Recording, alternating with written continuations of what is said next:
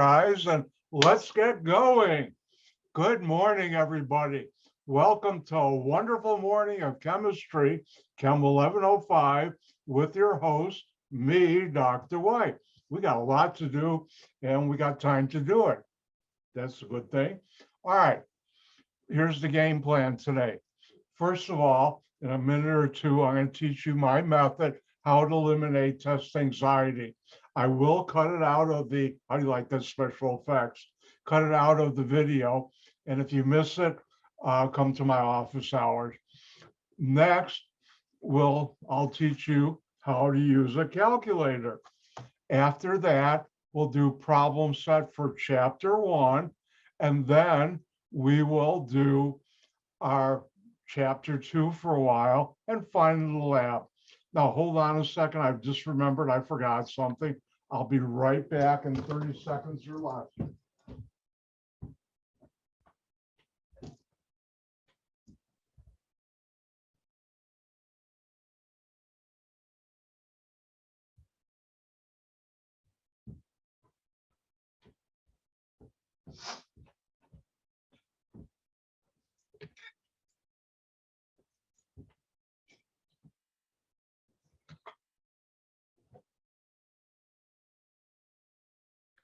I'm back.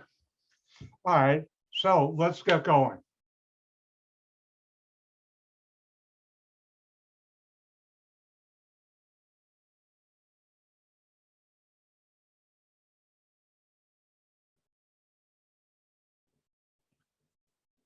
Next thing I want to do is teach you how to use this. Here we have a standard calculator. This is probably the best one out there for your level and my level too. Now, first thing you have to do is turn it on. And what I'm going to do is switch to my other webcam, and it's an older one, but it works.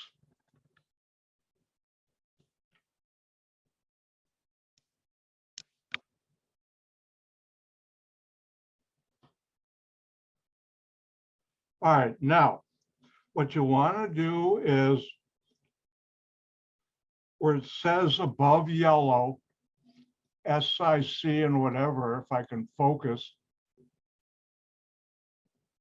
you do second key, then this, and you'll see it says flow, SIC and ENG. And you want to have it under SCI, which is scientific notation, hit enter. And you'll see at the bottom here, this is working like awful.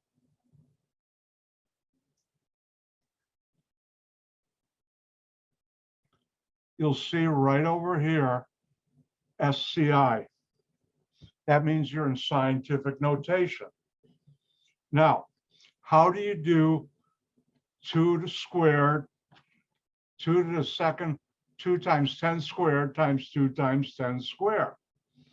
Well, I'm going to do 2, and now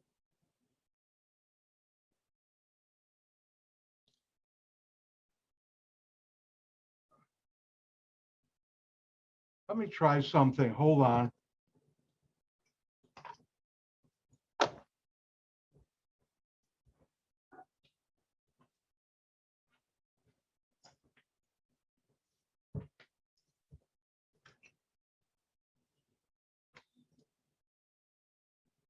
That's working better. Sorry about the reflection. Anyways, 2, and you want to do 10 squared. So you can do the yellow, or you may have the second key, push it. Then you'll see a key right here. It focuses. Double E, and you'll press that, and you'll see an E there. That means 10 to the second, 10. Now put 2. So that's 2 times 10 squared. Then for multiplication, I'll press this button, and then I'll do 2 again. Then I want 10 to the power. So I'll do the second key, and right here, double E, and you'll see the E come up again. And I'll want 2, and I'll hit enter. And now over here, you'll see 4 times very tiny 10, then 0, 2. I apologize for how bad this is working out, but anyways, that's how you do it. Again, to get 10 to the power, you do second key, then double E right here.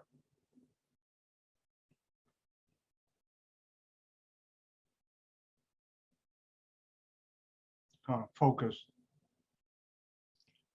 And that's how you do it. Now, important thing, when you want to do 10 to the minus power, and let's clear this, I'll do 5 times 10 to the 5.2 times 10 to the minus 3. So you do second key,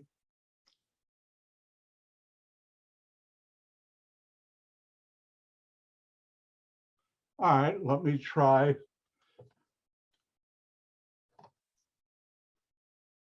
I don't really have that set up. Well, let's try something.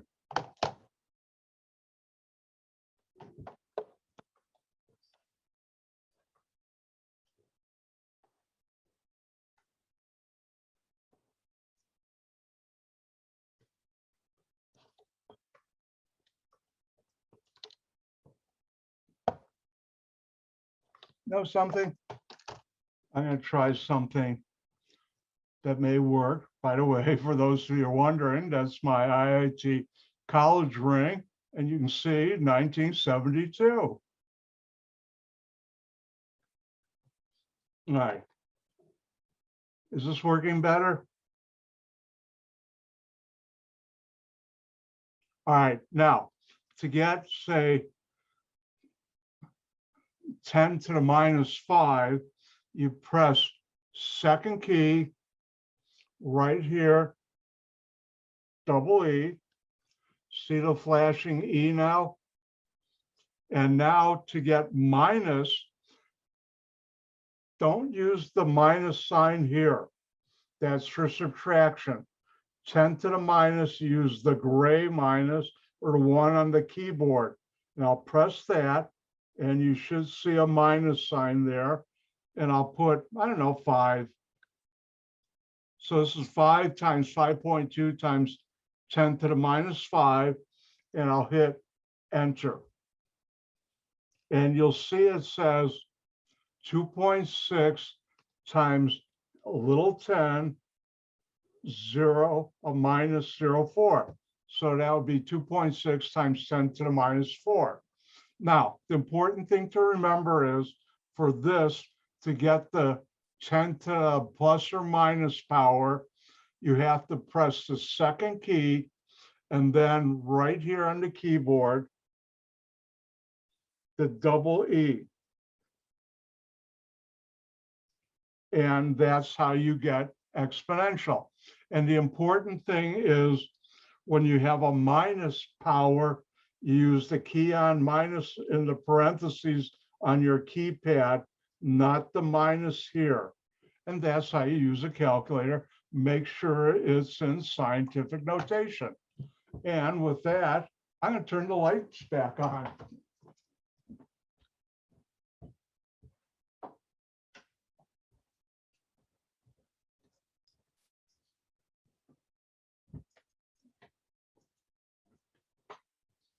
In the problem set we'll do on Thursday for Appendix A4 and A2, I have problems for you to use your calculator. Now, remember, actually it works pretty good with the lights on. When you want to get to power 10, second key, then right here, above the key, you'll see double E, and that gives you the power 10. When you want a positive, you just put the number in. And when you multiply, use the star or X and divide. You know how to multiply, add and subtract. And when you have power 10, to get the minus sign, you'll need this minus, not that minus. And with that, if you have any questions how to do this, and your calculator is a little different, come to my office hours and I'll help you out. Any questions on that?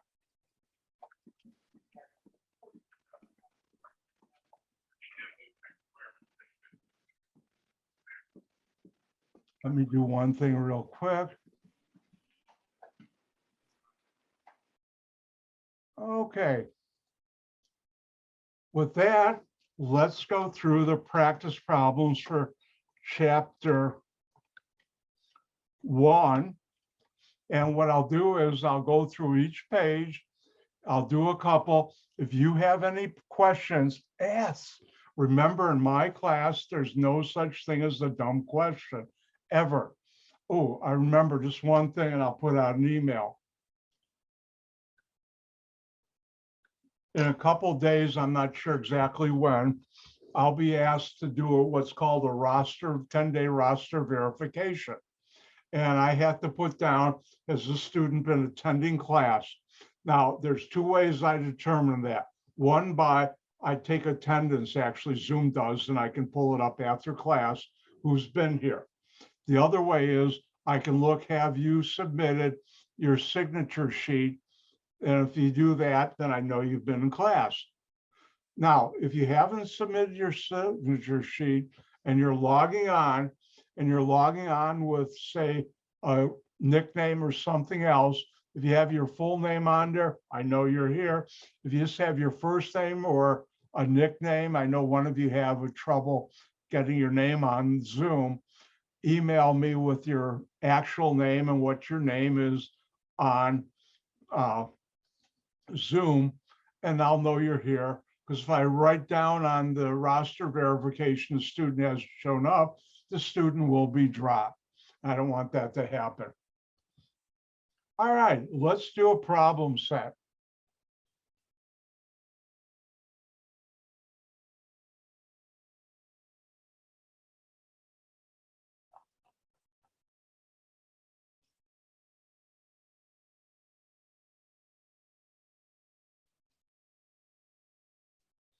All right, thumbs up, people. Do you see Chem 1105 practice problems chapter 1 on your screen? Help me out, give me a thumbs up. Thank you. All right, let's go through some of these. These are things that are practice problems. After test number 1, you'll know why I call them practice problems. Hint, big hint. All right, what's one of the 4 branches, you only have to name one, of chemistry? The best one is organic, but I'm an organic chemist, but you could have put down analytical, physical, and the one I never liked the least is inorganic. I didn't do good in that in grad school. Of all the areas, I did all right, but not as good as the others. What is matter? Something that occupies space and has mass. Now, this one you should know. What are the 3 states of matter? Let's all together. You can do it silently. I'll do it out loud. If we were in class, I'd ask you all to do it out loud with me. And they are solid, liquid, gas. Oh, come on. You can do it stronger. Everybody together with me. You can do it at home. You don't have to turn on your microphones. Let me real loud. Solid, liquid, gas. And you should know a solid has definite shape, definite volume. A liquid has definite volume, but indefinite shape, and a gas has indefinite shape and definite volume. Now, because I like to apply our everyday life to what I'm teaching you, name a pure substance that you could use in your life. Water, gold, oxygen, and there are many more.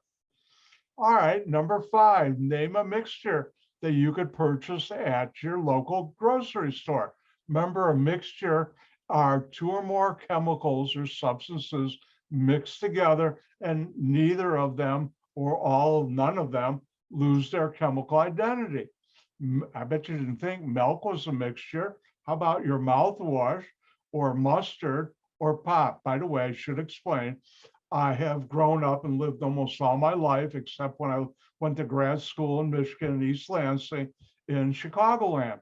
And the stuff in a bottle or a can, metal can, that's carbonated, non-alcoholic, we call pop, not soda. Do you know anybody from the East Coast? They call it soda. Yeah, nah, it's pop. Now, next thing, when you have a mixture, is it homogeneous or heterogeneous? Homogeneous means it's the same throughout. Heterogeneous, it's not. And is an oil vinaigrette salad dressing homogeneous or heterogeneous? And after you shake it up, if you put the bottle down, and if you don't buy this, you can, next time you're in a supermarket, look at an oil vinaigrette dressing. My mother loved wishbone dressing. I make my own, it's better than theirs. But it separates into two layers, and that makes it heterogeneous. Is gasoline homogeneous or heterogeneous? It better be homogeneous. You don't want more than one layer or separate things coming out in your gasoline. You'll ruin your car. All right, number 8. Give the chemical symbol for carbon. It's C. Gold, AU. Sodium, Na, and you should know the others. Again, I'm only asking you to learn 37 of the elements on the periodic table. I forgot what number they're up to, 117, 118, whatever. But anyways, and you should also, if I give you a chemical symbol, you should be able to name that element. Na, sodium, Br, bromine. My favorite, C, carbon. If you're an organic chemist, carbon is your favorite element. Hydrogen's not far behind. And Ar, argon, I've used that in my work. I've never worked with krypton. And remember, in our universe, krypton is not a green solid that kills Superman. It's a colorless gas at room temperature. All right, now I'm asking you to find the next couple. Is something a physical property or a chemical property?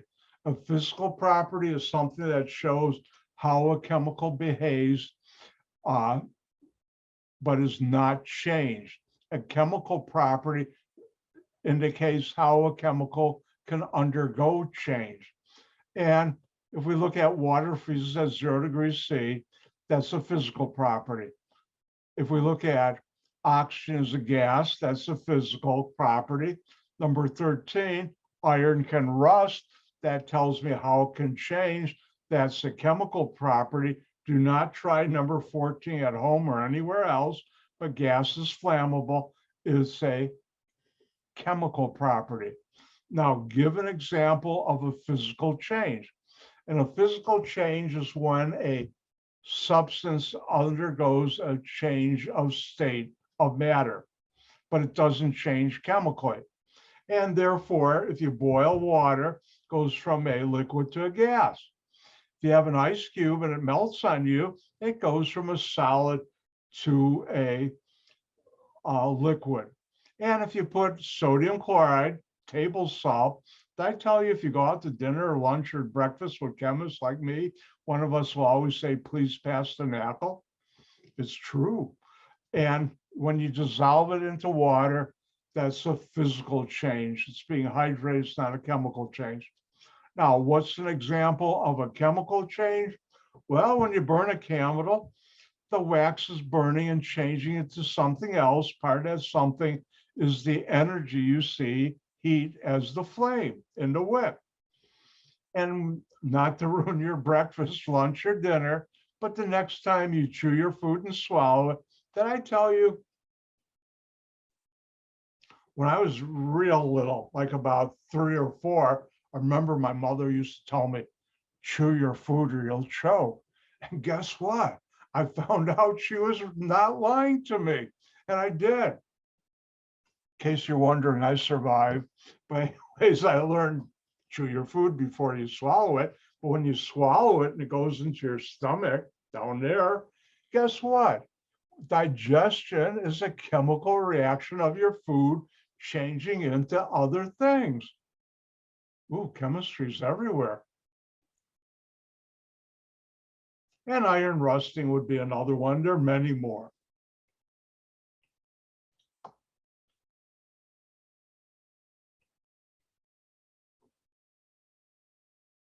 All right, does anybody have any questions about that problem set? Again, remember the first day I talked about riding a bike in the Blu-ray, how to ride a bike? You can watch me do it, and it's pretty simple, but you should try it on your own. All right, any questions? Going once, going twice, done. Oh, by the way, when I was not younger, but a long time ago, my brother-in-law with his father owned a folding and printing company. They've since sold it, but you know how when you get a open up some box with pills in it, they have that little piece of paper that's folded 50 million times with all the instructions and everything else. Well, his company did that kind of folding, and we'd go to auctions where other companies were closing, and they'd auction off their equipment. We're talking like $100,000 piece of equipment. And he took me to some of those, and he said, keep your hands in your pocket and don't say anything, don't move, or you've just spent $100,000 or $25,000. And it was always exciting to go to those.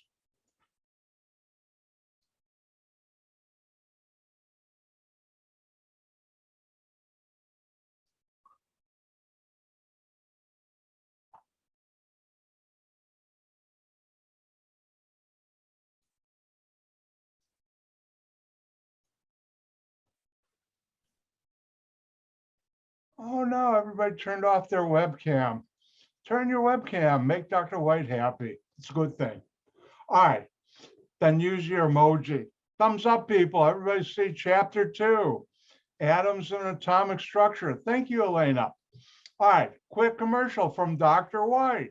Don't forget, learn chemical symbols. I'll never ask you what a chemical symbol is, but it's 1 or 2 letter abbreviation names of the elements. Only the first letter of an element is capitalized and the second one is lowercase. And the ones I've asked you to learn are these 37. You should know Hg is mercury, Cu copper, S sulfur, I iodine, Ne neon, Pd palladium, Fe iron, Ca calcium, Mg magnesium, K potassium. You should know all these. He helium. And these are the ones we use in our daily life mainly. There are others, but these are the key ones. Now, if you're reading chapter 2, I'm gonna put out a poll. It says, are you done? But instead of the question, are you done? Answer yes or no. Are you reading the book? And it's anonymous. Yes or no. Did you buy it? Are you reading the book?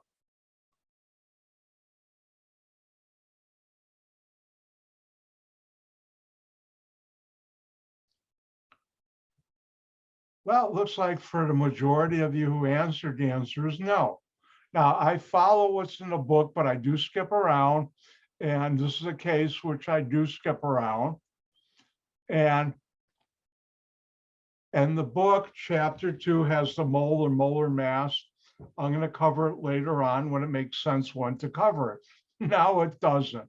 That's because I'm a chemist and I've taught this before, and I know that. Whoever wrote the book, I would have done it differently. But I will talk about chemical formula, which I have.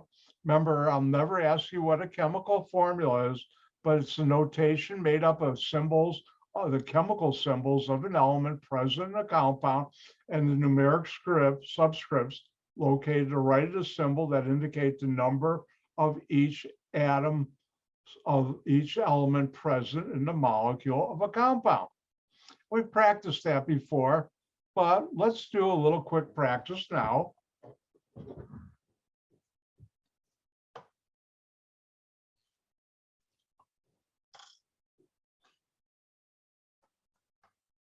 How many atoms in this molecule? And hopefully you all know what molecule it is. I'll give you 5 seconds. Go. Bonus time. Time's up. I have 2 hydrogens plus 1 oxygen, means there's 3 atoms in that molecule. And if you don't know, hopefully you don't know, this is water. And if you speak German, it's Wasser. If you speak Spanish, I believe it's aqua. I do not speak Spanish that much, like none at all. German, yes. And a couple other languages, but not Spanish, not that there's anything wrong. And why don't you try this one? How many atoms in that compound?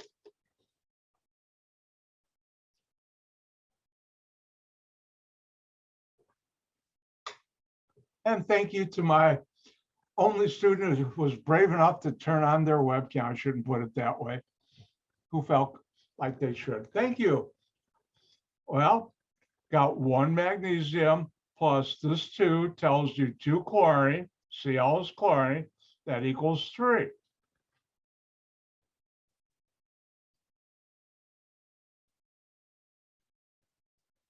And here's one more for you. How many atoms are in that molecule?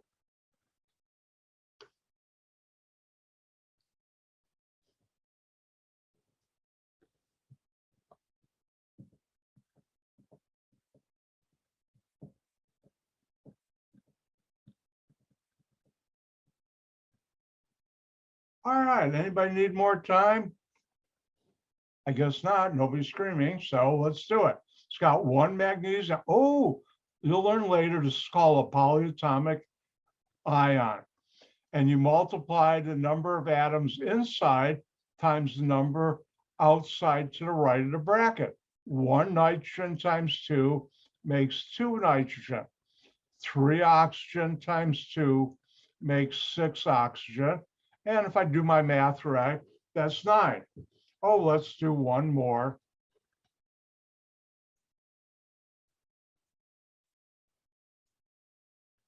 How many atoms are in this molecule? 2 points each. That's calcium hydroxide is called.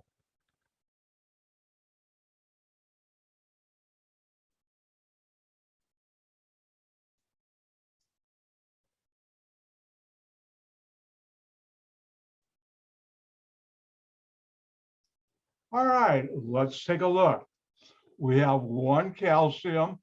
Now we have this polyatomic ion, 1 oxygen. No, look at the number here. 1 times 2 is 2. We have 1 hydrogen. No, look at the number outside the bracket. 1 times 2 is 2. That means there's 5 atoms. And that's how you determine how many atoms are in a molecule. And that's how we do, this is called the empirical formula or chemical formula of a molecule. Ooh, let's do one more. This is called sodium sulfate. How many atoms are in sodium sulfate?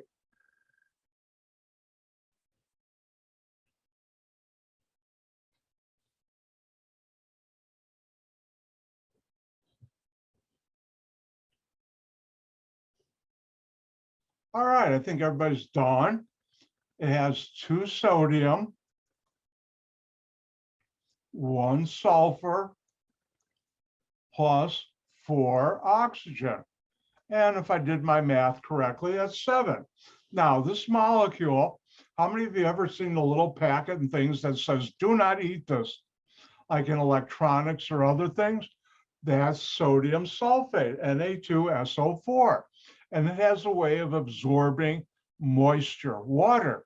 And if you have electronics or optical goods, or even Minority has it in there, that's the dried seaweed, roasted dried seaweed.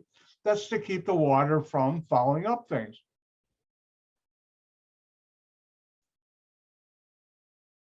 Now, when we have a long morning like today, I have learned, both being a student and as a teacher, you sit too long, your brain shuts down, which is not good when you're trying to teach. So let's take a 5-minute break right now. It's 9:51. Come back at 9:56. In 5 minutes, I can get up and stretch. I'll see you in 5.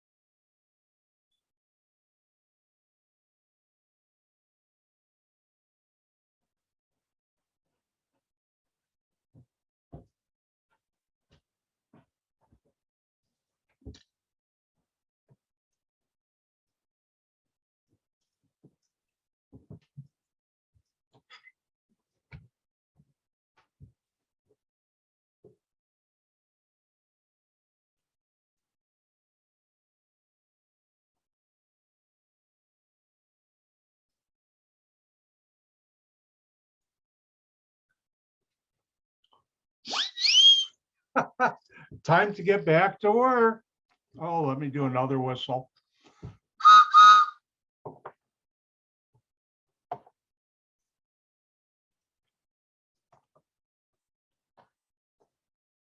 Never know what's going to happen in a class of mine.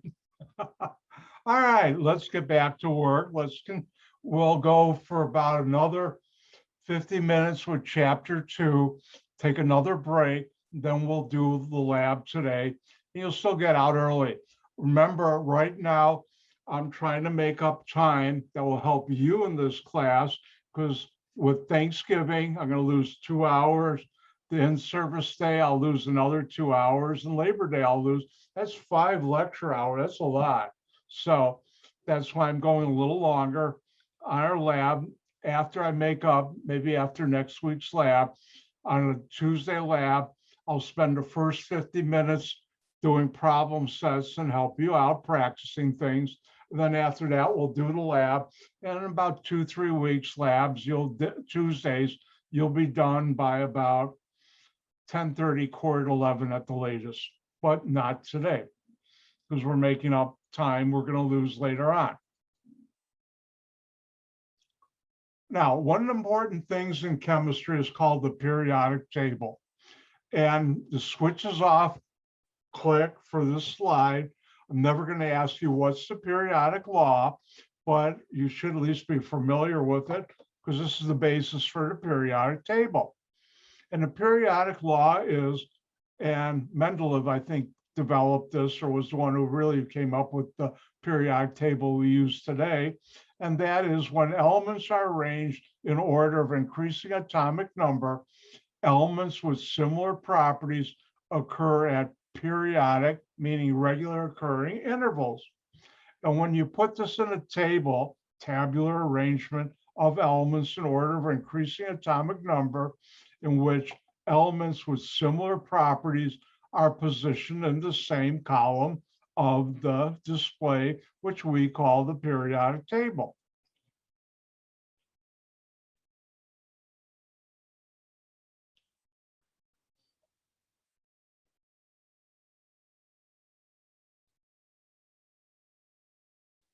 All right, thumbs up, people. Do you see on your screen the green periodic table? Thank you.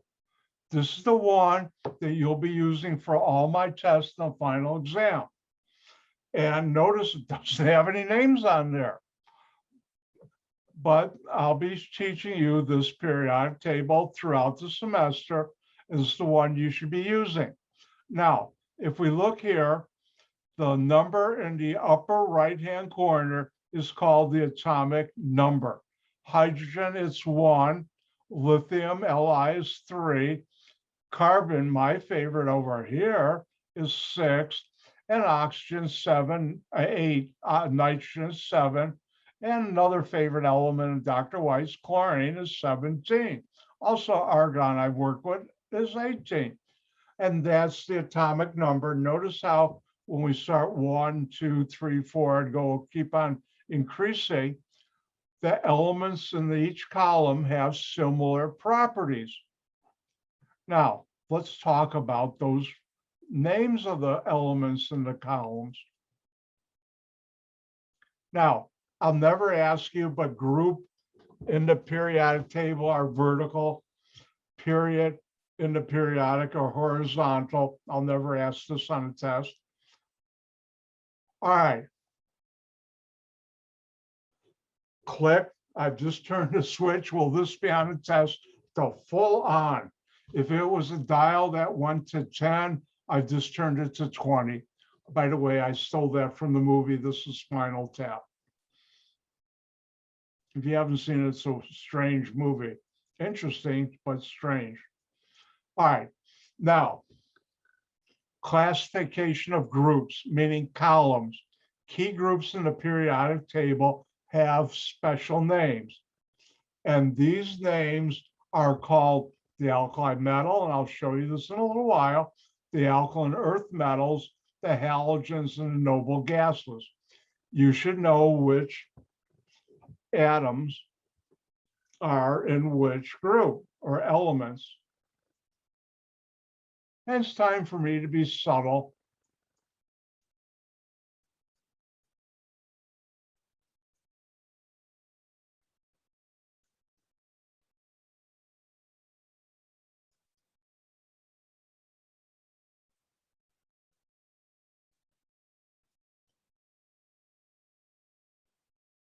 Oh, I'm having a bad arrowhead day.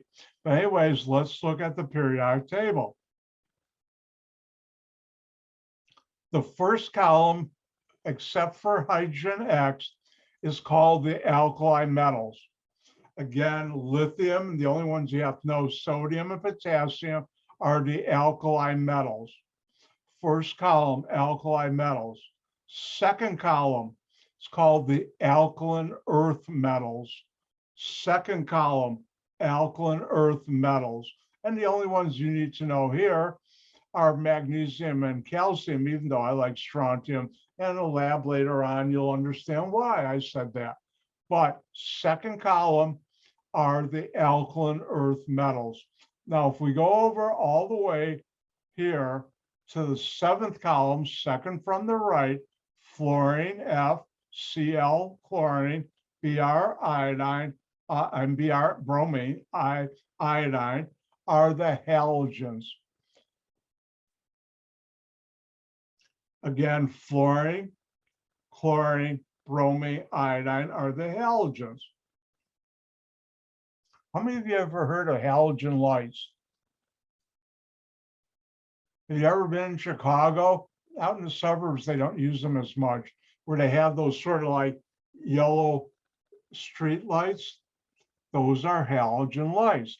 Now, have you ever had somebody coming at you at night with those super bright headlights? A lot of those are halogen lights, which have halogens, gas like chlorine, bromine, iodine, or fluorine in it. And those are the halogens.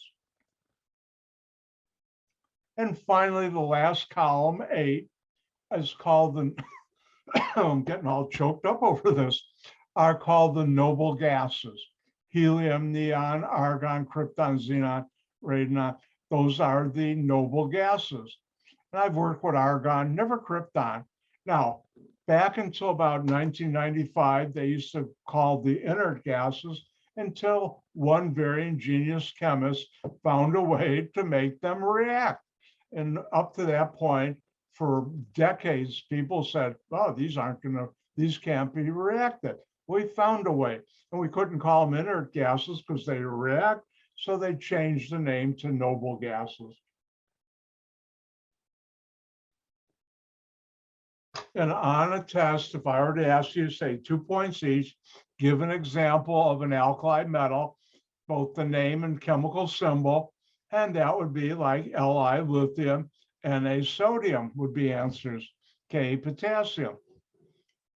If I asked on test, give an example, both the name and chemical symbol of an alkaline earth metal, Mg, magnesium, or calcium. You could do the others, but those are the only 2 I've asked you to learn from the periodic table. If on a test, I ask you, give an example, give the chemical symbol and name of a halogen, you can put down F, fluorine, Cl, chlorine, or Br, bromine, iodine. And if I ask you, give the name and chemical symbol of a noble gas, Ne, neon, Ar, argon. You could do any of the others too, helium. How many of you have ever taken in helium from a balloon and then talk real high like that? Have you ever done that? Isn't that fun? See, chemistry can be fun. Well, we have the periodic table in front of us, or do we have to memorize which elements are under each? Good question. Whoever answered that, was that Mia? Yeah. Thank you, Mia. All questions are good questions. And the answer is the green periodic table for each test and for the final will be listed in the downloads for that test, like where you download test number 1 and the periodic table, and that's the one you'll use. Now, you don't know me that well yet, but I can be very clever and sneaky. I can be real sneaky.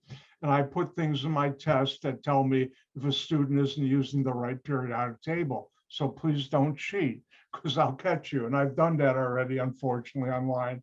I don't want to, but I want it to be a fair playing field for everyone. But all of you will be able to download that, which is why I'm showing you it. This is a periodic table you should use for all tests. I know it, but I've been using it a few more weeks than you have, a few more months, a few more years. I'd say this a few more decades. But anyways, you'll be given this, or you'll have it available to print out or have on your monitor, whichever you want. I don't care. And therefore, you should know, though, that the first column is the alkali metals. Second column right here is the alkaline earth metals. The column over here, second to the right, with the 7 over, and later on the semester, I'll teach you what those numbers mean, are the halogens. And finally, the last column are the noble gases. Once in a while, I'll still let slip out and call them inert gas. Oh, I made a mistake. And I'll correct myself. If I don't, you do. Thank you. No, thank you. Excellent question. I don't know if I mentioned this, but I have found that if a student asks a question, one of you, generally a lot more of you have the same question. So not only are you helping yourself out, you're helping a lot of other people out when you ask questions, which is a good thing. Now, Spencer just asked, do tests have time limit? And the answer is yes, but I give you a very generous time limit. I better talk about tests because some of you might be a little, hopefully you're not. All right, first of all, I write my tests by my golden rule. I don't do unto my students what I didn't like done to me. Now, if you haven't figured out, I have a PhD in chemistry. Hopefully you figured that out by now, which means I did real good in science and math. Spelling, when I was in grade school, I was always first one down in spelling. That wasn't my forte. But that meant on a real hard test, I'd be one of those people who could finish it when the rest of the class couldn't, which is not right. My tests are designed to allow you to have enough time to finish if you've done the practice problems and study. If you haven't, well, you could have all day and it wouldn't help you.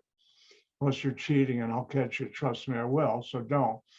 But the way I will do it in this class is on Fridays, the test day, at 10 o'clock, I will send out a password. On Thursday afternoon, the Thursday before a test, I will place in the assignment area of Blackboard, say like the first test, where you will download it. It'll be password protected PDF file. And then Friday morning at 9, I will send out to you via email to your student email account the password. And then you'll have, we won't have our Zoom meeting, but I will be here in case anybody has questions, because you can have questions during the test. I do answer them because there's no such thing as a dumb question. And you'll have until about either 10:30, oh, what am I saying 10:30? I'm thinking starting at 9. 11:30, which is an hour and a half to take the test, scan it or something else, which I'll teach you, and upload it to Blackboard as a PDF file. Now, if we were face-to-face, the same test, I'd give you 50 minutes. And most students on test 1 are done in about 35, 40 minutes, because I'm not going to give a test where you need all the time if you studied and done the practice problems. Now, hopefully that answers your question. And one thing, what if you say, oh no, I don't have a printer, my printer died. Like you see here, right up there behind that picture, I have a printer that I got last December because my printer died, my older HP4, which was real old. And finally, time to replace it. It took me a while to find one. So for a while, I didn't have a printer. If you don't have a printer on the test, and same thing for the labs, just write out your answers. You don't have to write out all the questions and scan those pieces of paper. And I've had students do that too. Hopefully, does that answer your question? Does anybody else have questions on tests? Going once, twice, let's get back to the periodic table. Again, you don't have to memorize this other than the chemical symbols and what they mean. And also you do have to memorize, and I've cut down memorization in this class to bare minimum, but there's a couple things you should know. First column, alkali metals. Second column, the alkaline earth metals. Column 7, second from the right, are the halogens. And the last one on the right, column 8, is or are the noble gases.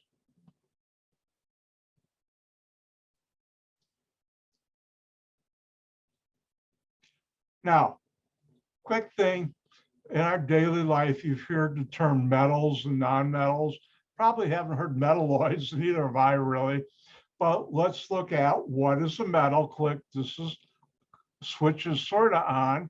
And a metal is an element that has characteristic properties of luster, thermal conductivity, electrical conductivity, and malleability. I don't know if you know, in my class, you're going to learn a lot of neat words. What's luster? Luster, not luster, luster. And that means you can shine it up.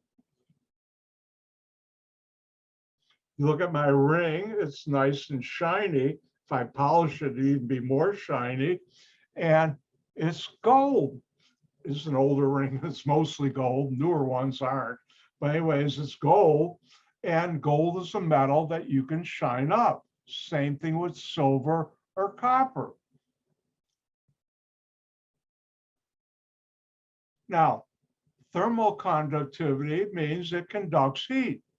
And if you put a pot on top of a flame, guess what? The pot gets hot because it's metal.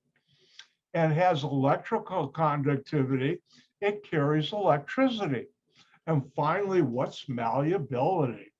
That's a long word. Oh, it's a 25-cent word. Well, actually, with inflation, I should use a larger amount. What's malleability? That's the ability to pound it out and make it real thin. How many of you have ever seen gold leaf? It's real thin, like almost like onion skin. And they put that on books, or used to. And they pound out metal, press it out, so it gets super fine. Now, how many of you have ever seen aluminum foil you use in the kitchen? You pull it out, tear it off, you put it in stuff like a baking pan. And if you look at your roll of aluminum foil or a piece of it, one side is shiny. I should run down to my kitchen, but I won't, I'm too lazy. And the other side is not shiny. Why is that? Because when they shine the aluminum, they take big bars of aluminum, make them thinner and thinner and thinner. When they, at the very end, use brushes to polish it, make it nice and shiny, the aluminum foil is too thin and would rip. So what they do is they put two pieces together and shine this top and this bottom, and the parts faces in between the two pieces are not shined. And that's why one side is shiny, another. Malleability, you can shine it up. And examples you should know: aluminum is a metal, copper is a metal, gold, lead, tin, zinc. There are others too, like silver, and so on. And those are all metals. Now, a nonmetal is some element characterized by the lack of properties of luster, thermal conductivity, electrical conductivity, and malleability. An example of that, if you were to take carbon, like coal, you can't shine it up. And if you try and conduct electricity, it won't go through. If you try and make it thinner, it will break, but it won't. Now, metalloids, I've never seen anybody use this, so I'm going to say, forget about that, even though it's things that, like silicone, are technically a metalloid, which are important.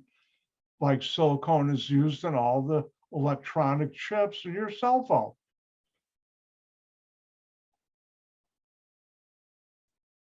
Good news, we're done with chapter 2. let's move on to chapter 3. I don't know if I opened it up yet, so I better check.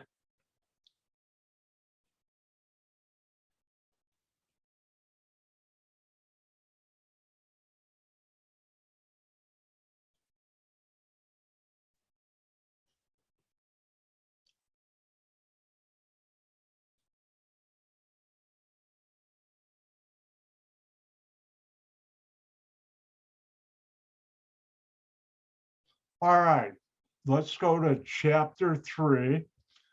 Oh, I forgot to do my new chapter. No, I didn't. All right, by the way, the company that makes these, which is from West Germany, it's how old it is no longer in business. I have 4 of these. These are so good and hard to come by that they don't ever leave my house.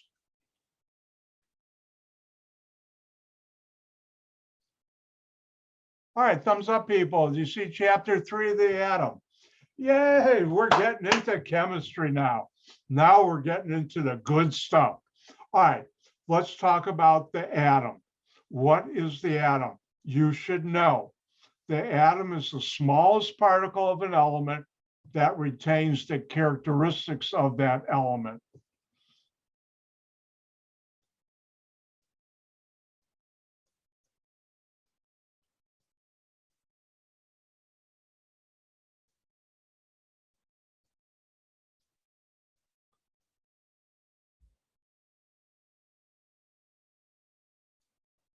An atom, again, is the smallest particle of an element that retains all the characteristics of that element. If I have an atom of gold, it has all the characteristics of gold. If I have an atom of carbon, it has all the characteristics of elemental carbon. If I have an atom of platinum, it has all the chemical and physical characteristics of platinum. So that's the atom. Now, let's talk about some history, because it's important to understand how chemistry evolved. And let's talk about one of the great chemists, Dalton, who was an English chemist. And Dalton came up with his atomic theory. Now, there are key parts, and you should sort of be familiar with some of these. Now, the first thing, and when he came up, this was revolutionary. Some of his colleagues thought he was crazy, literally. No, that can't be right. This is wrong, but he wasn't wrong. Elements are made up of tiny particles he called atoms. And the other thing, which at the time was very profound, atoms of a given element are identical to one another and different from other atoms. Therefore, if I have two atoms of gold, they're going to be the same. But if I have atoms of gold and atoms of, say, silver, I'm in the high rent district now, they're different. And therefore, atoms of elements that are the same element, all their atoms are the same, but they're different from other elements' atoms.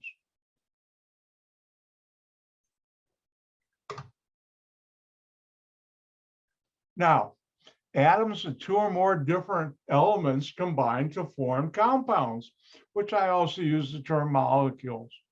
And a particular compound is always made up of the same kind of atoms and the same number of atoms. Now, going and looking at this, you'd say, duh, that's sort of, everybody knows this, but back then, no, they didn't. And what that means is water here in Chicagoland is H2O. If you go to one of my favorite cities, Amsterdam, it's H2O. Another city Dr. White partied hard in is Guadalajara. If you've never been to Guadalajara, well, my lips are closed. It's a fun city, real fun. If you know where to look, I've done consulting down there in Mexico. And if you go to Saturn and find, or the outer rings of Saturn, and if you were to find water, guess what? It's going to be H2O. Same thing with sodium chloride. Please pass the nickel, table salt. If you go to, I don't know, where's the city I'd like to go, but I probably won't, Hong Kong, sodium chloride is going to be NaCl. If you go to, I've been to Toronto, it's sodium chloride. I've been a lot of places in the world. Chemistry's been good to me. All right, let's look at another thing. And a chemical reaction involves rearrangement, separation, or combination of atoms.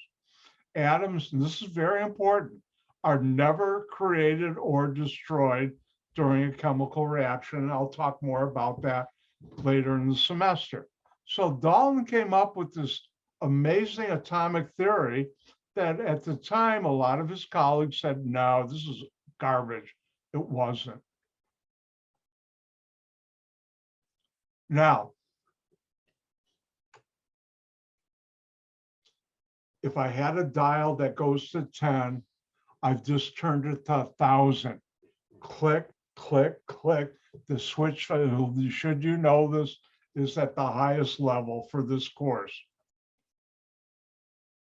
Now, when we talk about an atom, we have the parts of an atom, and we call those subatomic parts or particles. And these are very small particles that are the building blocks of which atoms are made of.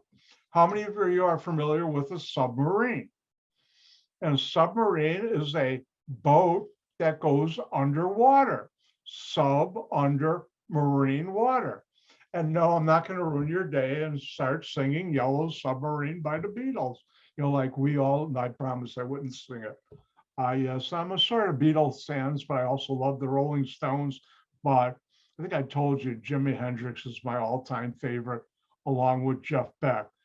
Oh, by the way, go to Blackboard. You can see on the left, I have a thing to click and open up where you'll see my list of favorite music, movies, and books.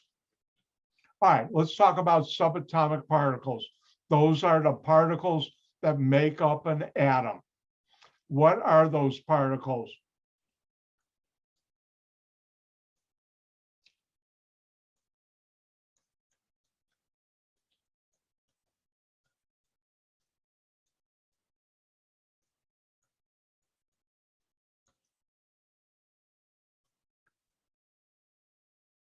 The first one is the electrons or electron. And an electron is a subatomic particle that has a negative charge to electrical charge, which we show by a minus sign. Next, we have the protons. And the protons are subatomic particles, one of the three building blocks to make up atoms that possesses a positive electric charge, which we show by a positive sign, the plus sign. And the final one are the neutrons. And a neutron is a subatomic particle, a particle that's part of what makes up atoms that have no charge associated with them.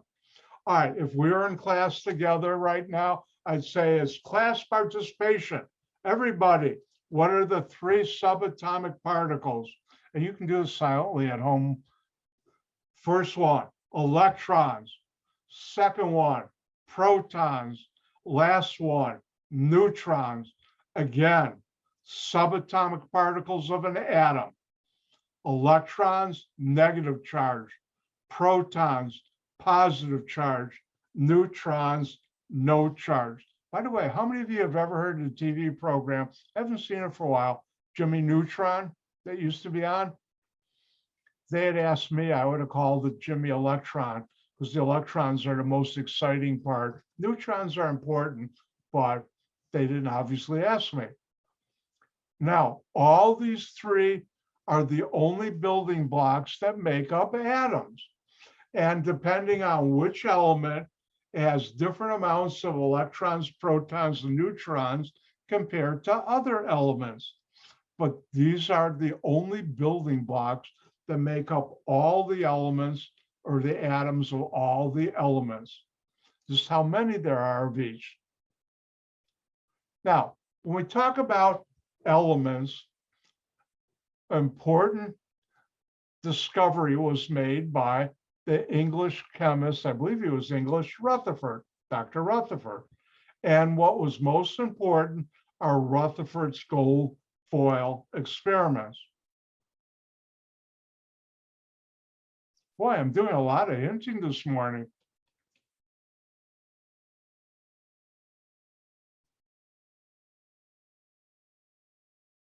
I hope you all like it. I've learned when I was a student, I couldn't read my instructor's mind.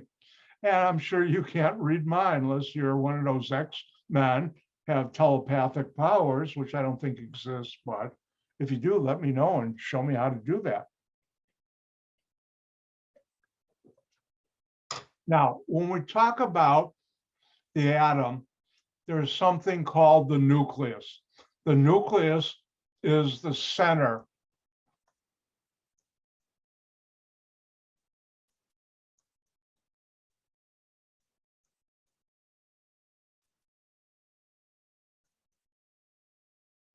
of an atom. And Rutherford did experiments called the gold foil experiments to determine the things about the nucleus. Now, we use a fancy word in chemistry called elucidated.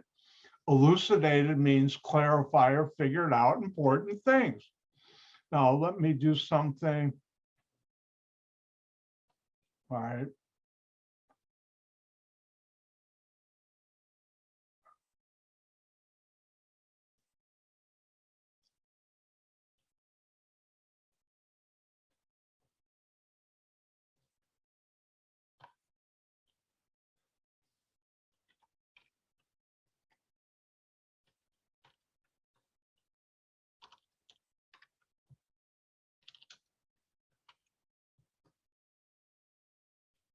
Hang in there.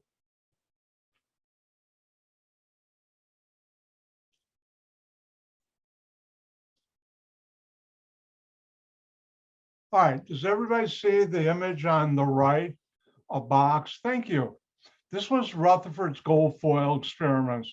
He had very high particle beam in this box called alpha particles, which are very high energy. And he shot them at a very thin piece of gold foil, like about as thick as a tissue paper, maybe even thinner. And that's the same as shooting a cannonball at Kleenex. What do you think is going to happen to the Kleenex? The cannonball is going to slam right through it. Well, it didn't. And now I'm going to teach you some stuff about grad school. I was a grad student. God, I was lucky enough to be in Dr. Rush's research group. He was my PhD advisor. I'll never call him by his first name. It's Dr. William Rush. But anyways, Dr. Rush taught me and other grad students how to become a chemist. When you're a PhD student, you're like a plumber's apprentice or a carpenter's apprentice. You work under somebody who knows that area. And Dr. Rush, being a PhD organic chemist, his area especially was synthetic organic, which is what I wanted to be. And the way you do it in grad school is you get a research project to work on for your thesis. And you work on this and you do experiments, and every once in a while, either in a group meeting or you go into your advisor's office and say, this is what I'm doing. If you have problems or something unusual, you tell them. And one of the things that will happen is, that happened, go back and try it again. And you do. And it's the same thing that's unexpected happens. And I'll say, go back and try it again. And you do it again, and it happens again. Then I'll come out and watch you do it in front of me so I can see this happening, because that shouldn't be happening. It did. Well, I can envision Rutherford, who had a research group, and someone who was doing that gold foil. What happened was they have a detector around there that shows when you shoot the energy particles, a lot of them went straight through, but some of them were deflected and some of them even almost came right back at you. And that's amazing. And I can see Rutherford telling a grad student, what? Go back and do it again. What? It did it again? Let me watch you do it. And it's akin to firing a cannonball at a big piece of tissue paper and it bouncing back at you. What's going on? Well, Rutherford was able to figure out what was going on. What was going on was the nucleus of an atom, in this case gold, is very dense. So dense, it could deflect the heavy alpha particles, very energetic alpha particles. So some of them bounce back even. And he found out, one, you should know,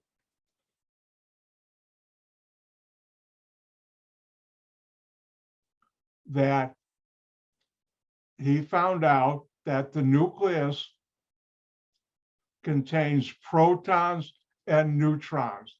Again, Rutherford's gold foil experiments prove that the nucleus of the atom, the center, has only protons and neutrons. And also the nucleus, I don't have it on the slide, I should.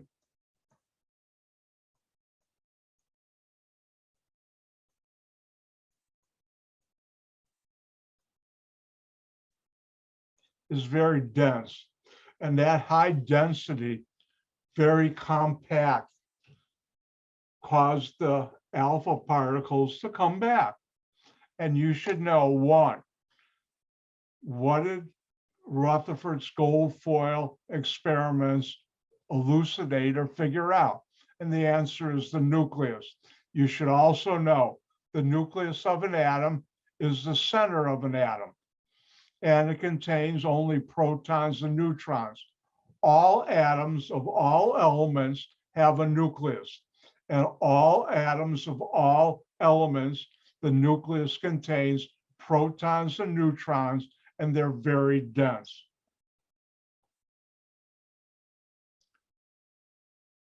Now, let's talk about the atomic number, and I'll just briefly mention the mass number.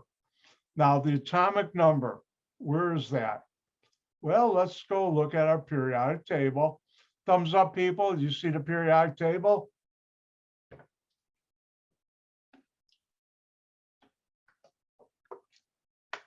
Thank you. Now, if we look at hydrogen, H right here, the upper right-hand corner, hopefully you all know upper right-hand corner, so you see the number 1, and that's the atomic number. Now, if we go to my favorite carbon right here, you see the atomic number 6. Oxygen's pretty good too, 8. If we go down to Ag 47, that's silver. Right below that, the atomic number for gold, Au, is 79.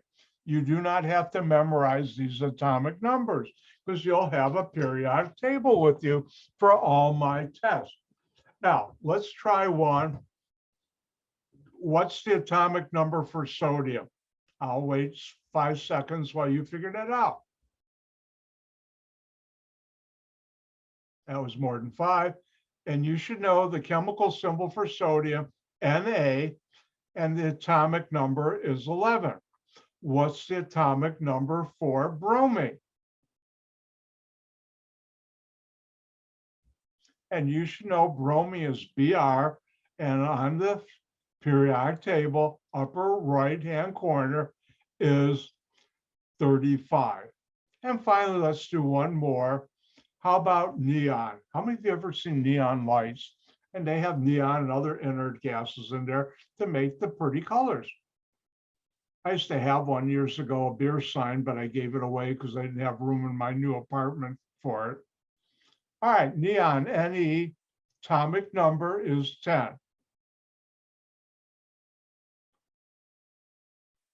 All right, see some of you coming up with the right answers. Thank you.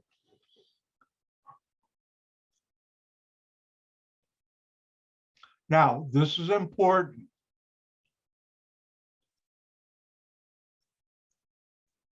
It's not in red, but you'll get the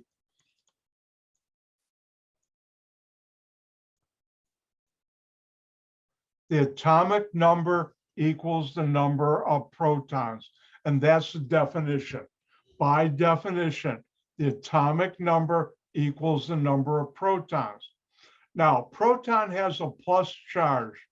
The important thing to know is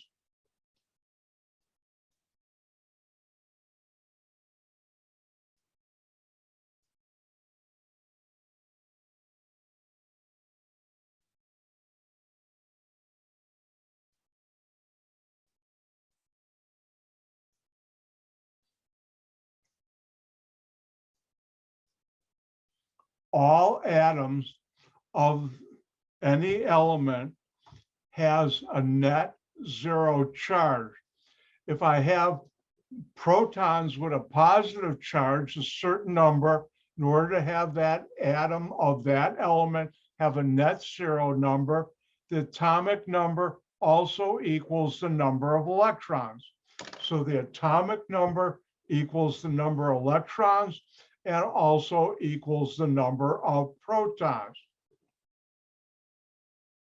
Again, the atomic number of an element equals the number of protons and the number of electrons in that atom of that element.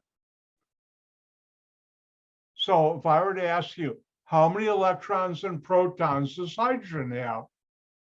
Ooh, what do I do? Well, I look at the atomic number, in this case, 1. I know the atomic number equals the number of protons and the number of electrons. And if I ask you, ooh, one of my favorites, sodium, how many protons and electrons does sodium have? Your turn. I'm going to let you have some fun.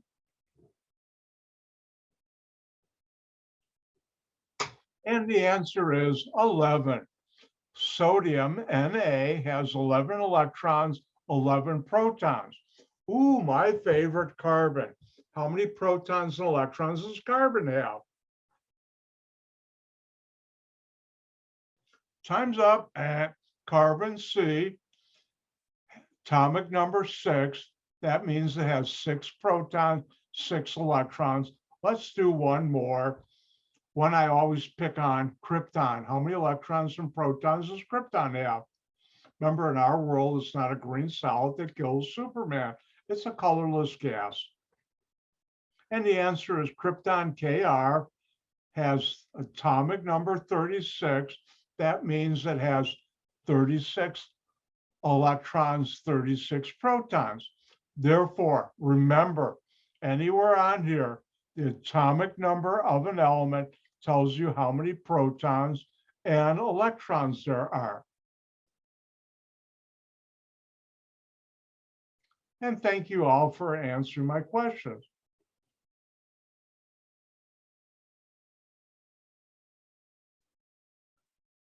Now, there's something called the atomic mass number, and the switch is off for this slide. Click. That's the sum of protons and neutrons in a nucleus. I'll talk more about this when we need to learn this. And there's something called isotopes. And isotopes, and again, switches off, click. Isotopes are atoms that have the same number of the same element, have different number of neutrons. So you have one isotope of carbon that has X neutrons, the other has Y, but they both have the same number of electrons and protons, and we call those isotopes. And when we get into later in the near the end of the semester into radiation and nuclear chemistry, I'll talk more about isotopes. Quick thing.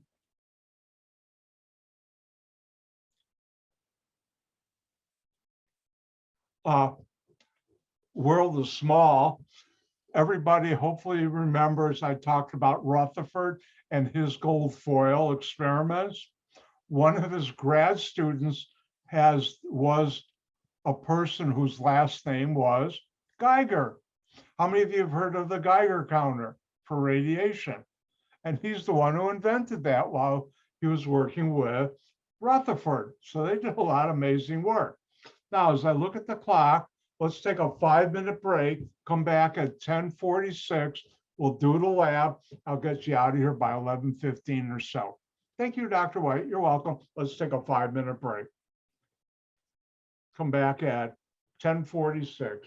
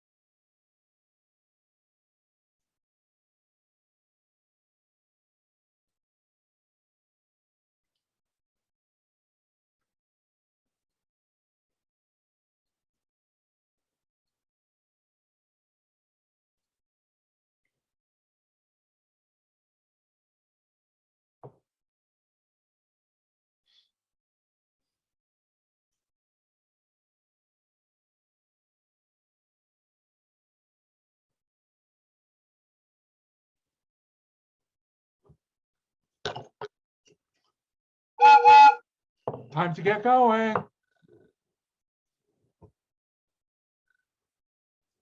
right, welcome back, everybody. Home stretch, hang in there. It's been a long morning, but you can do it. I have faith in all of you. All right, it's lab time. Now, this semester, in a lot of the labs, we'll be using what's called Beyond Labz product or Beyond Labs. They don't like being called simulations. How do I know that? Because I've done some work with the CEO of that company. In fact, I'll show you something I helped them out with in a second. Now, for those of you who have not gotten your activation key from the bookstore, if you bought it from the bookstore, relax. Next Monday, during my office hour, if you haven't gotten your activation code, show up and I'll open up my Beyond Labz and we'll do the lab together. You'll get the data from that, but you still have to write up the lab. If you need a little extra time after next Tuesday, the lab we're doing today is due next Tuesday. Don't forget the lab we did last week is due today. And if you don't get it uploaded by the end of the day, you're going to lose 2 points. If you don't get it uploaded by next Tuesday, you'll lose 10 points. And that will hurt your grade in the long run if you keep on doing that. Make sure you hand in today's lab. It's not that hard. Now, let's talk about Beyond Labz. Now, I'm going to assume you've all gotten your activation codes.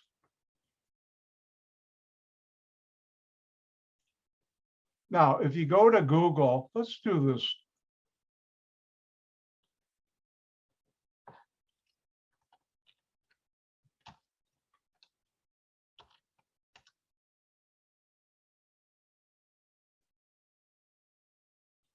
And if you look on Google, and by the way, I'm old school. I don't use Google as a verb. I rarely do. But anyways, if you look at and click on Beyond Labz, you have different things here. And if you click on the upper login, you'll come to this screen. Now, what they did this summer is they used to have it where you had to download certain things to your computer. And they changed it all to HTML5 this summer, but not all of it yet. And for those of us who had it before, we were in 2.0, and you had to convert to 3.0. Now, you see the middle of your screen where it says continue to 3.0? They didn't have that. Luckily, I've been working with them on other things. I said, you got a problem because you can't get to the actual login after you converted. You're in an infinite loop stuck. So they put this in there. Click on that. Now, here's the sign in, and you can say this as a sign in, so you don't have to do that. Now, I have, instead of putting my real name, I have a login acronym.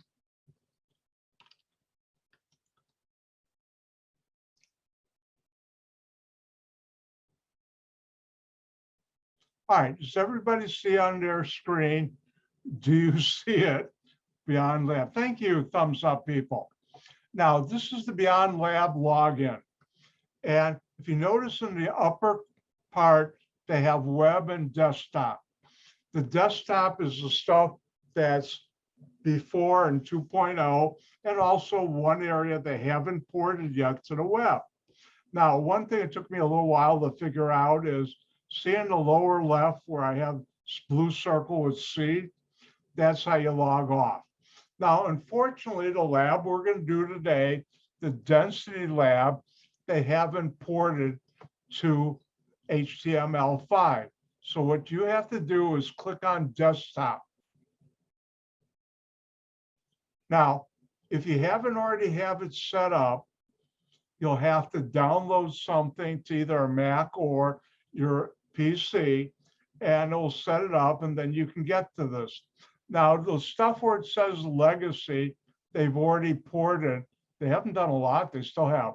We're working in the physical science. You see in the lower left-hand corner, it says physical science. And there are two buttons here, one middle school and the one that's looks like the Parthenon in Greece is for middle school and high school.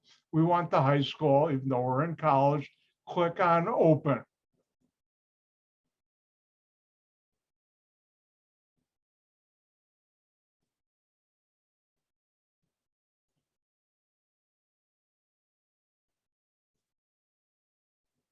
And does everybody see at the top, mechanics, density, optical? Thank you. You will click on density. Now, good news, I have this all, and I'll show you this in a second, and we'll click on density. And it makes noises for you. And this is the density lab. Does everybody see the density lab? Let me get rid of the screen. Now, does everybody see my density lab on your screen now? Thank you. Hopefully your thumb isn't getting tired. But anyways, oh, that was an awful joke. This you can download as both either a Word file or PDF from the assignment area Blackboard. And let's go through it. Now, this lab deals with density, which is an important physical property of matter. By definition, density is weight per unit volume, Formula 1. To determine the density of an item, you need to measure the weight and the volume of that item, whatever it is, or element, and then use Formula 1 to calculate the density.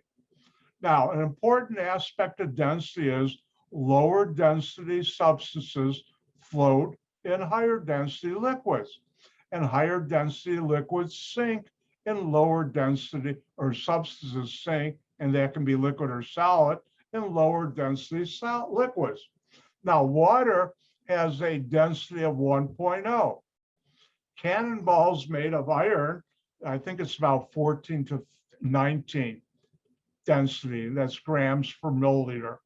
So if you take a cannonball and put it in a long, big barrel of water, what's going to happen? It sinks to the bottom. Why? Because the density of the cannonball, the iron, is greater than water. And just the opposite. If you were to take a feather, which is very light, low density, and it's less than the density of water, if you put a feather on water, it floats. And that's an important aspect of knowing density. Now, in this lab, you'll determine density of a liquid, solids, and an unknown materials. That makes it interesting by measuring the weight of volume of substances. And to measure the volume of a liquid, you'll use a graduated cylinder. I have a video on how to do this. You can watch this YouTube at your own convenience. I'll show you once we get into Beyond Labz how to do that. And to measure a solid, you'll use a technique called water displacement. And the following video shows that. But I'll show you how to do that in Beyond Labz. And you'll use the Beyond Labz in the physical science, I should say, in the desktop area. Now, here, log into Beyond Labz. I have the procedure, and this is for liquids. Click on the desktop button, top of your screen. You may have to install it if you haven't on your PC or Mac. If you have a very, very old Mac, sometimes this doesn't work. That happens to you, let me know, I'll help you out. It happened once last semester to one of my students. She had a very old Mac PC, and this just doesn't load in there. Now, as I showed you, you'll enter the density lab, and let's go back to this, because what I'm going to show you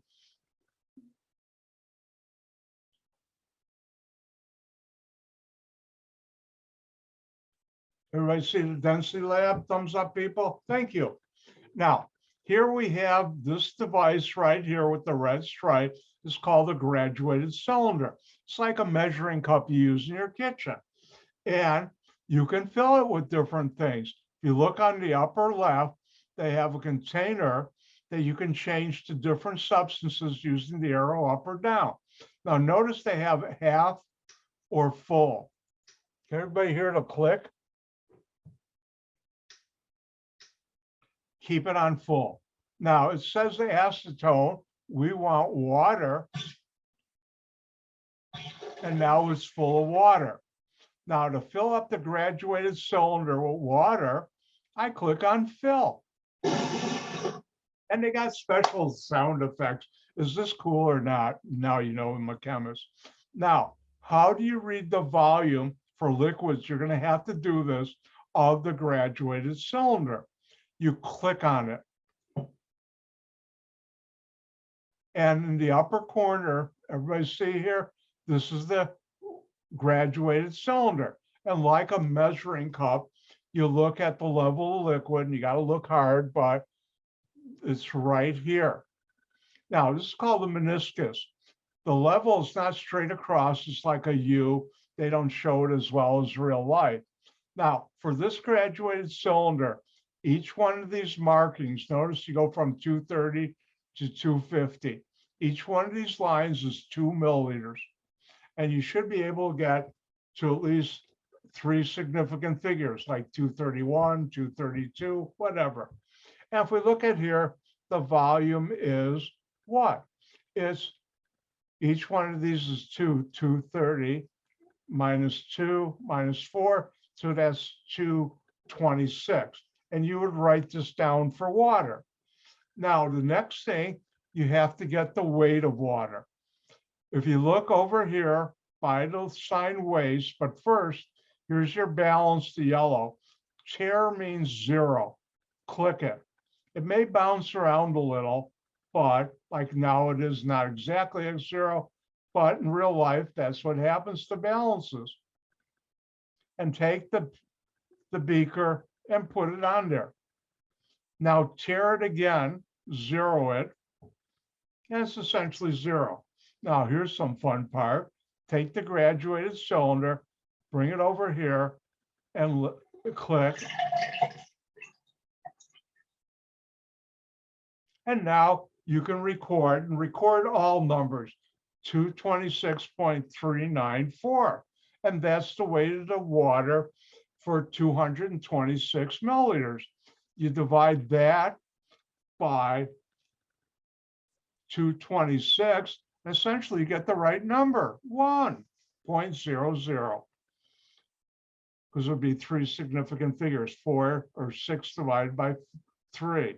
Now, when you're done, you could reset like here, and you're ready to go to the next one. And what you're going to do is a series of different. Is my video still freezing now, Spencer? All right. How many of you have just seen my video freezing? It might be your problem too. Give me a thumbs up if your video's been okay this whole time. All right. Spencer, it might be on your end, but I don't know, make an offering to the computer gods tonight. Not really. All right, let's go back and look at the lab, the printed lab. If you notice what I just showed you, empty, place the empty, tear it, put it back on the bench when you're done, and pick a liquid from the dispenser, and then pour the liquid in there and pour the contents back in the beaker and weigh the beaker and balance and so on. I just showed you how to do that. And for the following, you'll be repeating steps 4 through 9. You'll do alcohol. You click the up or down button to find alcohol. You'll also find corn syrup, and you'll find mercury. Now, to make it interesting, near the one end of that list, when you hit the up and down arrows, they have different unknowns, which they call virtual fluids. If your last name begins with A through L, use virtual fluid A. And what you'll do is get the weight and the volume, and then you'll calculate the density, weight divided by volume. And if your last name goes M through Z, use D. Now that's how you do a liquid. Let's do a solid. Now a solid, you open the density lab, you'll tear the balance, and let me show you now on Beyond Labz.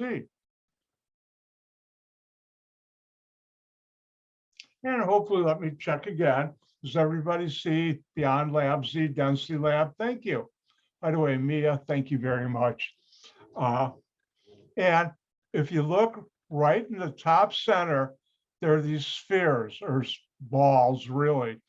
And if I hold my cursor over it, that's copper, that's glass, that's gold. Oh, let's do the gold. Now, how do you do density? First of all, make sure your balance is tiered. Take the gold and put it on the balance and record that weight. That's the weight of the gold. How do you get density? Well, first of all, have water here on the screen, should be full. I'm going to fill it. Don't you like those sound effects? I love it.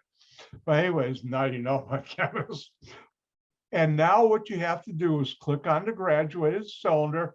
Notice how when I put my cursor over there, came a little hand with a point and it says zoom.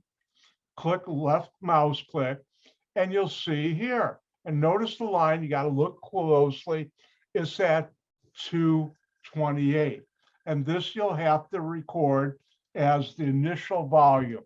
The initial volume is 228. And you also have to record, and I give it room in the table, the weight of that sphere, 277,358. And now here comes the fun part. Hold your mouse cursor over the sphere and it becomes a hand. You can pick it up and put it right underneath the graduated cylinder and let your finger off the mouse. Notice it's floating here. Right here, it says drop. The number underneath here, ignore. That's if we wanted to get how thick it is, but we're not doing that in this lab. It's viscosity. That's what thickness is. And we'll do drop. And notice over here, the volume has gone up. It's now at, if I read it correctly, 250. And now that's your final volume. Everybody see how I did that? And the initial final volume minus the initial volume is the volume of that sphere of gold. And you divide the weight by that volume and you'll get the density. Now, here's something cool. You can hit reset, but they also see the blue knob here at the bottom. If you click on that, it's like flushing it away with a toilet. And you're ready for the next one. And again, fill it up with water. You'll want to weigh it. Now I'm going to do aluminum. Write down the weight, write down this volume, and I believe that's 226. Then you take it, put it up there, hit drop, and there's the new volume. That would be 246. You got to look at it closely. That's one of the things I complained to the people at Beyond Labz. In a lab, you can sometimes put a piece of white paper behind it and see it better. This one I can make out, but anyways, that's how you do it. And that would give you the density volume divided by weight. Now, let me show everybody watching. Everybody watching? Let's fill it with water.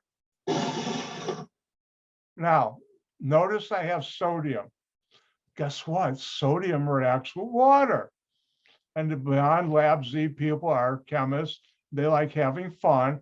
There's a ball of sodium up here. Watch what happens when I click on drop. Well, I didn't put the ball there. That's what happened. All right, watch what happens. Everybody watching? Love it.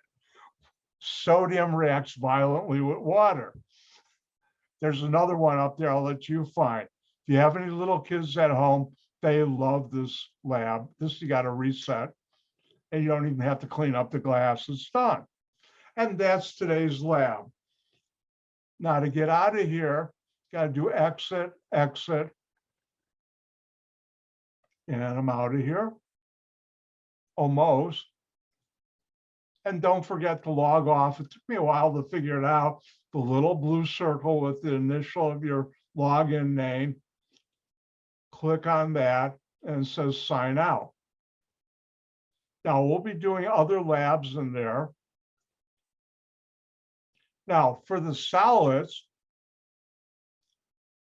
the density is the weight of the solid divided by the final volume minus the initial volume, which is the volume of that ball or sphere.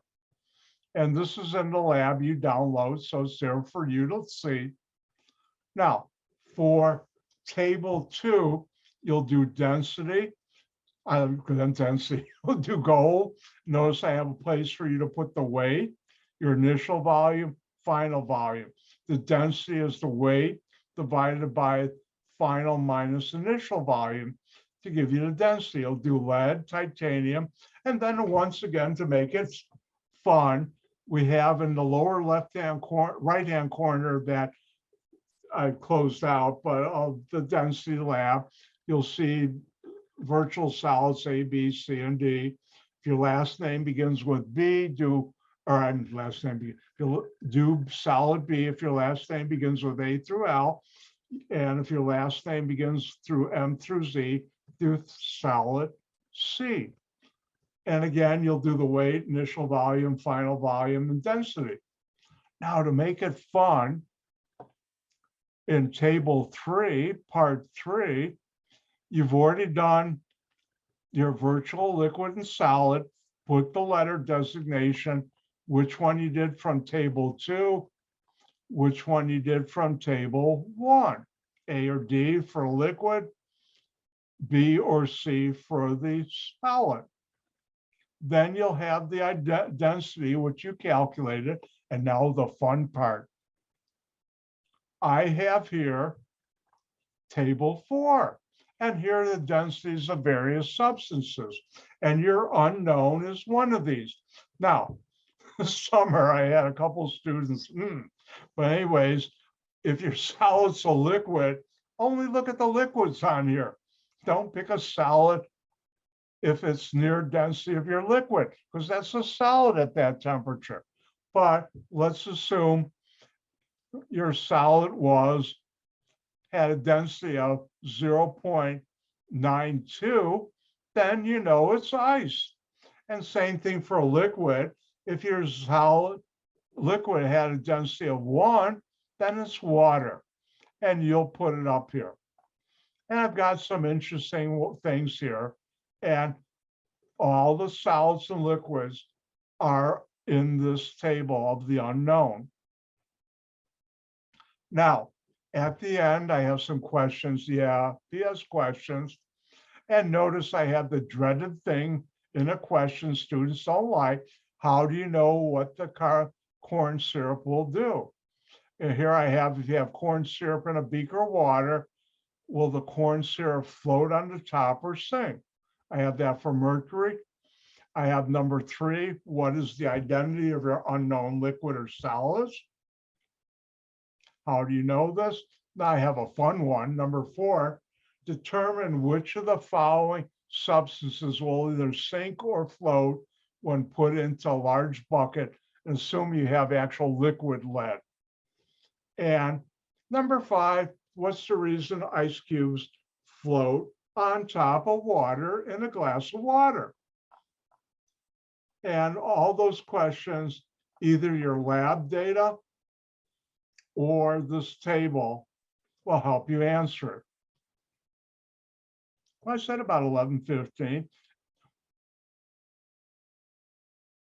And with that, I'm done unless anybody has any questions. Does anybody have any questions?